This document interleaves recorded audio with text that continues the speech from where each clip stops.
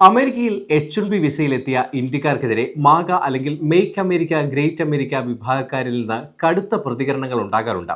ഏറ്റവും ഒടുവിൽ മാഗ അനുകൂലിയായ ആൻഡ്രൂ ബ്രാൻക നടത്തിയ പ്രതികരണവും കടുപ്പമേറിയതാണ്. അമേരിക്കയിൽ H-1B വിസയിലെത്തിയ ഇന്ത്യക്കാരെ നാട് കടത്തണമെന്നാണ് ആൻഡ്രൂ ബ്രാൻകയുടെ ആവശ്യം. അമേരിക്കൻ സമ്പദ് വ്യവസ്ഥയ്ക്ക് ഇന്ത്യക്കാർ നൽകുന്ന സംഭാവനകൾ പോലും അവരുടെ സാന്നിധ്യം ന്യായീകരിക്കുന്നില്ലെന്ന് പറഞ്ഞ അദ്ദേഹം അമേരിക്കൻ ജോലികൾക്ക് തദ്ദേശീയരായ അമേരിക്കക്കാർക്ക് മാത്രമേ അർഹതയുള്ളൂ എന്നും വാദിച്ചു. യുഎസിലേക്ക് വിദേശികളായ സ്കിൽഡ് പ്രൊഫഷണലുകളെ ആകർഷിക്കുന്ന H-1B വിസ പ്രോഗ്രാമിൽ ട്രംപ് ഭരണകൂടം കടുത്ത നിയന്ത്രണങ്ങൾ കൊണ്ടുവരുന്നതിനിടെയാണ് മാഗ വിഭാഗത്തിൽ നിന്ന് വീണ്ടും എതിർപ്പ് ഉയരുന്നത്. ഇന്ത്യക്കാരെ നാട് കടത്തുന്നത് അമേരിക്കൻ സമ്പദ് വ്യവസ്ഥയ്ക്ക് $1,00,000 നഷ്ടം വരുത്തുമെങ്കിലും അവരെ നാട് കടത്തണമെന്ന് ആൻഡ്രൂ ബ്രാൻക പറഞ്ഞു. വിദേശ തൊഴിലാളികൾ അമേരിക്കക്കാരുടെ ജോലികൾ മോഷ്ടിച്ചെന്നും അദ്ദേഹം ആരോപിച്ചു. ഒരു ഇന്ത്യക്കാരൻ ആ ജോലി ചെയ്തില്ലെങ്കിലോ നികുതി അടച്ചില്ലെങ്കിലോ ഒന്നും സംഭവിക്കില്ലെന്ന് പറഞ്ഞ ആൻഡ്രൂ ബ്രാൻക അമേരിക്കക്കാരൻ ആ ജോലി ചെയ്യുമെന്നും നികുതി അടയ്ക്കുമെന്നും അഭിപ്രായപ്പെട്ടു. സാമ്പത്തികമായ രാജ്യത്തിന് നഷ്ടമുണ്ടായാലും നാടുകടത്തൽ ന്യായീകരിക്കപ്പെടുമെന്നും അദ്ദേഹം അഭിപ്രായപ്പെട്ടു. മൂന്നാം ലോകരാജ്യങ്ങളിൽ നിന്നുള്ള കുടിയേറ്റക്കാർ അമേരിക്കയുടെ സംസ്കാരത്തെ ദുർബലപ്പെടുത്തുന്നുവെന്നും ആൻഡ്രൂ ബ്രാൻക പറഞ്ഞു. അവർ അമേരിക്കയ്ക്ക് നൽകുന്ന സാമ്പത്തിക മൂല്യം എന്തുതന്നെയായാലും അവർ കൊണ്ടുവരുന്ന മൂന്നാം ലോക സംസ്കാരം അമേരിക്കയുടെ സംസ്കാരത്തെ നശിപ്പിക്കുകയാണെന്നും അദ്ദേഹം പറഞ്ഞു.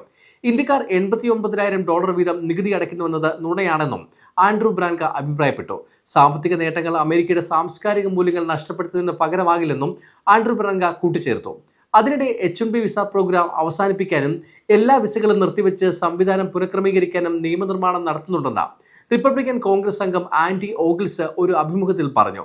നിലവിലെ നിയമം മൂന്നാം ലോക രാജ്യങ്ങളിൽ നിന്ന് വൻതോതിൽ കുടിയേറ്റത്തിന് വഴിയൊരുക്കിയെന്നും ഇത് അമേരിക്കയ്ക്ക് താങ്ങാനാവുന്നതിലും അപ്പുറമാണെന്നും അദ്ദേഹം പറഞ്ഞു. കുടുംബ ബന്ധങ്ങൾ, തൊഴിൽ വൈദഗ്ധ്യം, അഭയാർത്ഥി പ്രവേശനം എന്നിവയെ അടിസ്ഥാനമാക്കിയുള്ള നിലവിലെ സംവിധാനത്തിന് പകരം പഴയതുപോലെ ദേശീയ ക്വാട്ട സമ്പ്രദായം തിരികെ കൊണ്ടുവരണമെന്ന് ടെന്നസിയെ പ്രതിനിധീകരിക്കുന്ന ഓഗിൾസ് ആവശ്യപ്പെട്ടു.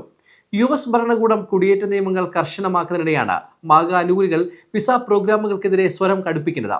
ഇക്കഴിഞ്ഞ 15-ാം തീയതി മുതൽ മുഴുവൻ H-1B H-4 visa അപേക്ഷകരെയും social media പരിശോധനയ്ക്ക് വിധേയരാക്കാൻ സ്റ്റേറ്റ് ഡിപ്പാർട്ട്മെന്റ് തീരുമാനിച്ചിരുന്നു.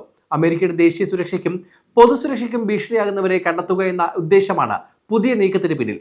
നേരത്തെ FMJ വിസ അപേക്ഷകർക്ക് ഏർപ്പെടുത്തിയ സമാന പരിശോധനയാണ് H-1B H-4 വിസ അപേക്ഷകർക്കും ഏർപ്പെടുത്തിയത്. സെപ്റ്റംബർ 21 മുതൽ H-1B വിസ ഫീസ് കുത്തനെ വർദ്ധിപ്പിച്ചിരുന്നു. $2,000-നും $5,000-നും ഇടയിലുണ്ടായിരുന്ന അപേക്ഷാ ഫീസ് $1,00,000 ഉയർത്തിയത് ട്രംപ് ഭരണകൂടത്തിന്റെ സുപ്രധാന തീരുമാനമായിരുന്നു.